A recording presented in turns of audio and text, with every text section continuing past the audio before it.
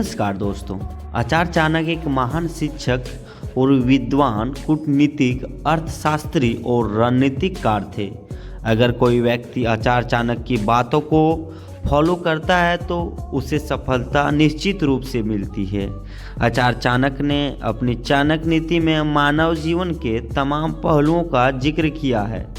दोस्तों, पिता, पुत्र, पुत्री, पत्नी और मित्र आदि कैसे होना चाहिए, इसके बारे में भी चाणक्य नीति में बताया गया है। चाणक्य नीति में बताया गया है कि इंसान को किन गलतियों को करने से बचना चाहिए जिससे उसकी पूरी जिंदगी खराब हो सकती है। आइए जानते हैं चाणक्य नीति में आचार्य चाणक्य ने कैसी स्त्री से शादी करने के बारे में बताया है। आचार्य चाणक्य ने चाणक्य नीति में बताया है कि संस्कारवान स्त्री से ही शादी करनी चाहिए। अगर स्त्री संस्कारहीन होगी तो वो सब कुछ तहस नहस कर देगी। संस्कारहीन स्त्री अपने पति और उसके परिवार की जिंदगी को खराब कर देती है। संस्कारहीन स्त्री से शादी नहीं करनी चाहिए।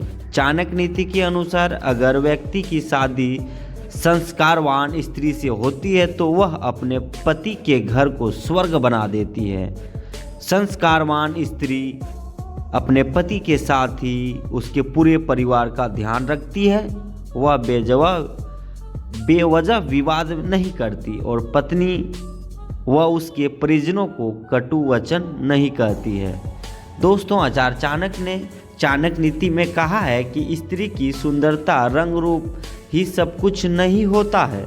अगर कोई पुरुष किसी स्त्री के साथ केवल उसकी सुंदरता को देखकर शादी करता है तो उससे बड़ा मूर्ख इस पूरी दुनिया में दूसरा कोई नहीं है। पुरुष को स्त्री के गुणों को ध्यान रखकर उससे शादी करनी चाहिए। दोस्तों, चाणक्य नीति के अनुसार पुरुष को स्त्री की सुंदरता के बजाय उसकी स्वभाव, संस्कार, लक्षण, गुण और अवगुण के बारे में जानकर शादी करनी चाहिए।